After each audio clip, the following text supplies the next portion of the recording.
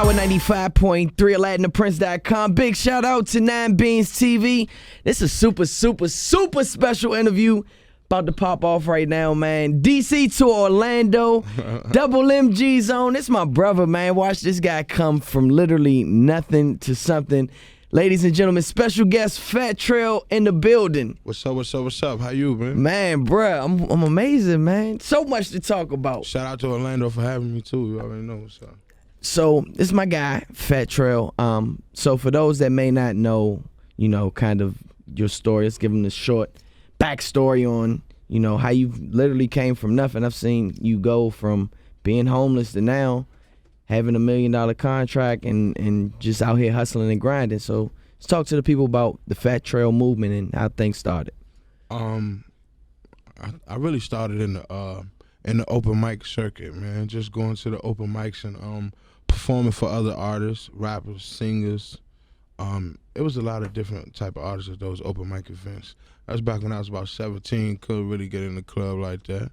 And just rapping about the streets and the neighborhood that I come from and everything that I see on a day-to-day basis. And just keeping it real about the District of Columbia. When I started out, it was just street, Right. And it just progressed to something big, huge. Right. Mm-hmm. When'd you really see the movement for you come together? Or when did you start to see like the fruits of your labor start to kind of pay off? I think once like Wale stepped in and like took heed, you know what I'm saying, and just like paid attention and was like, yo, you dope. I think that's when it just started going crazy, man, I had a Facebook, somebody made me a Facebook. I had already had MySpace from before I started rapping, and those numbers started going up. People started following me. I'm maxing out on friends and stuff. At that point, I'm like, dang, like I'm really a rapper, So, yeah, it just took off from there. Wow, talking to Fat Trel right here, Double MG's own. So a lot of people may not even understand the city that we come from, just how hard it is to make it out as far as a music artist, because our music coming up was the go-go circuit. Right.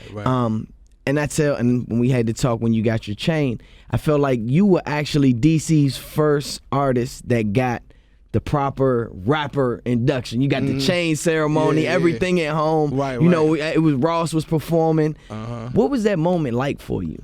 It was big, man. It was big, like you said, coming from nothing. And a lot of people don't know that Rick Ross was my favorite rapper before I started rapping, and he's my favorite rapper to this day. So it's like I said, it's like being drafted by your favorite team. And it was huge, man. He had a performance in DC, downtown DC, sold out, and he let me do my thing. That was the introduction. It was just like a dream come true. Every day is like a dream come true, Just Double M. You know what I'm saying? Ain't too much to say. Double M. Shout out to Rose. Definitely shout out to Wale for making it all possible. Wale played a big part in me getting my deal too. And of course, shout out to Atlantic Records. Very nice. So a lot of people kind of want to know, where is the state of MMG right now? Ross kind of had his troubles with the court system, and it feels like things slowed down a little bit. So in your opinion, where is Double M?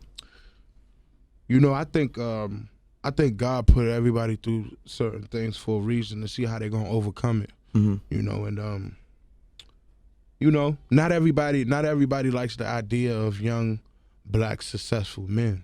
And you got to think everybody from Double M besides Wale and Rocky and Stouty, like, we represent the streets. Right. We represent the have-nots, the sliders, right, the pimps, the dealers, the pushers, the thieves, and we proud to represent that. We stand behind the streets. We are the streets. We want to be the face of the streets. And not everybody likes the idea of that. Double MG is strong as ever, man. It's just a little bit of legal situations that's holding a lot of the artists on Double MG back from doing, the great things that they are capable of doing. But like all things, soon that'll pass and we'll get right back to, where we always was, which is on top. Right. You know what I'm saying? Shout out to Meek, man. Shout out to Rose. So a lot of people may watch this and they say, all right, well, you know, if y'all know that the system is against y'all, at what point do you separate yourself, or how do you balance being in the streets but still being out the streets? Because it messes up the business moves. If you ask me, I say there is no balance. Coming from the streets, you know, you represent, when you represent your street and your neighborhood, how could you leave? How could you know, turn your back? No matter how much money you make, MTV, BET, Revolt, World Star, how could you leave? The kids look up to you, you know, the old heads who watched you grow up support you and love you. Some of them don't support you. Some of them hate you, call the police on you. Everybody had to deal with that. Everybody had to deal with that. But, you know, I look at it like, man, it's deeper than love. Like, I can't speak for no other artist, you know. I just know how I feel about me and No Feast. Like, the love is deep. Like, when you feel like nobody on Twitter or Instagram love you, the streets definitely love you, especially where you came from. So how do you balance the street from the studio? You know, I wake up, my mother still live around the way, you know? Right. I go see my mother, I go see my daughter, I'm going to the studio. But when I leave the studio, I'm going to baby girl house. And when I leave baby girl house, I'm going outside. Right. Unless I'm out of town, period, point blank. Then I'm going back to the studio. You know, we work every day, we make music every day, but like when you really come from the streets, like, you are the streets, I am the streets. I got East Street 1513 tatted on my face, Whoop, Scooby, all my homies that died. So it's hard. How do you balance the streets from the studio? If you ask me, you don't, because I'm really from the streets. So I really owe that. I gotta go back. Sound like a hell of a record. Yeah, I gotta go back. Yeah. Well, let's talk about something that did happen, since we on the street subject. That was very major for the city. Some people may not know, but you had a long time disagreement, we'll call it that, with Shy Glizzy. Right. And y'all kind of came to terms, and people that may not even understand how big it was, because it made a lot of national headlines. I try to explain to people, it's kind of like Hitler and the Jews, like, you know what I'm saying? Right. And people don't understand how much of that's, like, y'all really like coming together. So you had even the impact that it had on people. I saw you kind of talked and broke the story with national recording artist Lil Mo. Big shout out to the fam. Yeah. You know, and it made her cry. You know, so how does it feel to know that what you do and how it impacts people, you know, just to see you squash a beef and how much people are happy about that? Yeah. It made me feel important as a person, man. And like I tell my manager all the time, music is a hell of a drug. And it's powerful, you know, and it made me see the importance in life, man, you know.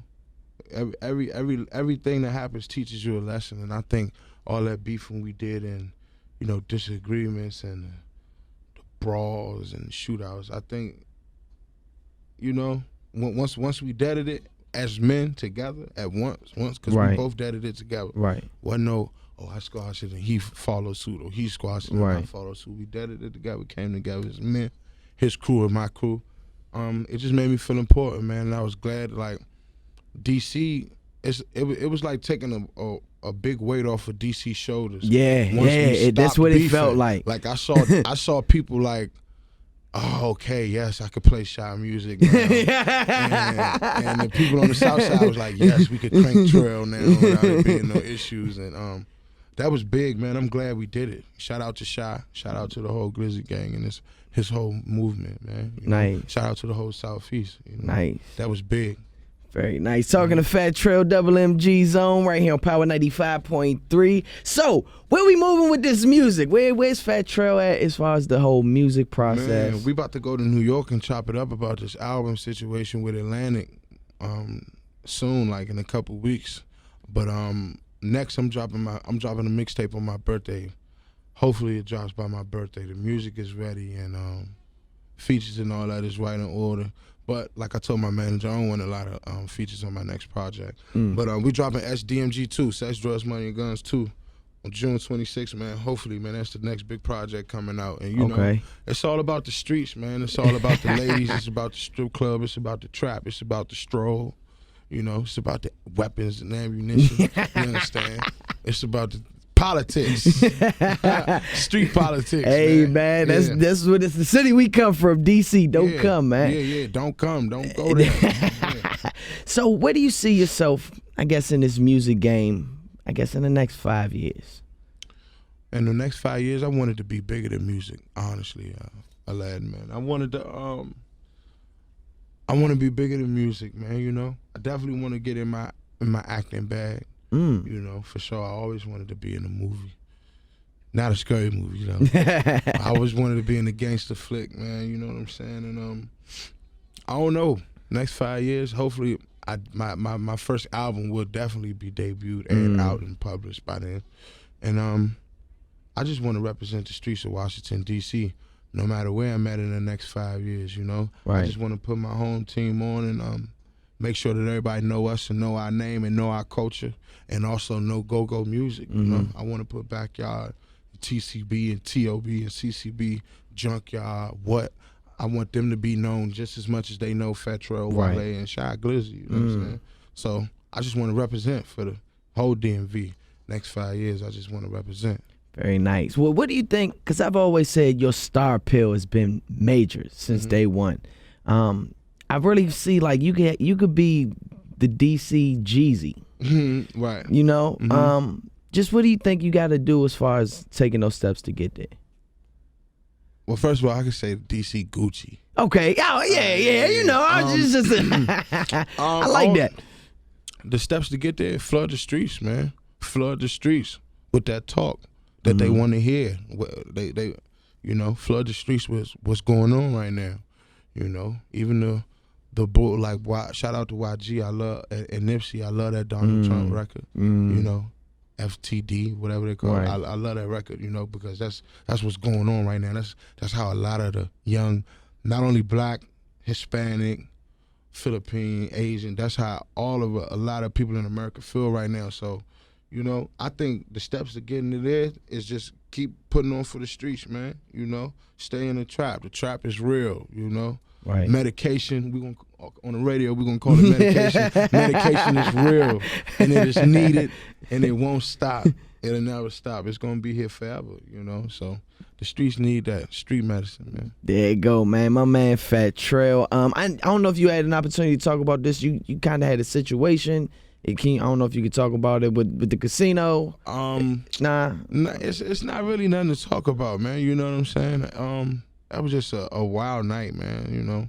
Like I said, man, sometimes certain people do things for a certain reason, you know. I was at a certain situation where my homie who got 10 years backup time on his situation, you know, he out on parole, you feel me? And if he go with that money, he gone for 10 years, you know. He just left the streets for 5. You know what I'm saying? So that ain't nothing, you know. It was just a small mishap, man. That ain't nothing too big, man. I ain't no criminal, man. Look at me. Yeah, I'm a rapper, man. I was going to say the story didn't sound too right. So you know, because you always hit one side. So you know, my lawyer taking care of the situation, man. All that 7-Eleven bank cards, like I don't even have a bank card, like. It's impossible for me to go to the ATM. Everything I do, you know, I get paid in cash, man. And like I said, I get paid so much money, you know. Sometimes my manager just reach in the drawer and grab the money. You know? Right. We don't know where that money came from. If we did 3 shows in 1 week, you know. We just grabbing money out the drawer and we gone out the house. We going shopping. We going doing whatever we do. You know. We got money laying around. You know? Who pays it? I don't pay that close attention to the paper. So, you know. But that situation kind of still open, man. We let my lawyer eat that up, man. Not a problem, brother. Well, anything you want to say to the fans? Got them all around the world. Shout out to everybody who support Fat Trel and me, period, man. Shout out to the whole MMG, SB the Gang, Every Blue Moon, my brother Wale. You understand what I'm saying? SDMG 2 dropping soon, man. Shout out to Orlando for having me. Shout out to Power 95.3. It's all love. There you go, man. Big shout out 9 Beans TV as well. AladdinThePrince.com. You know you got the exclusive right here on Power 95.3. Hold on.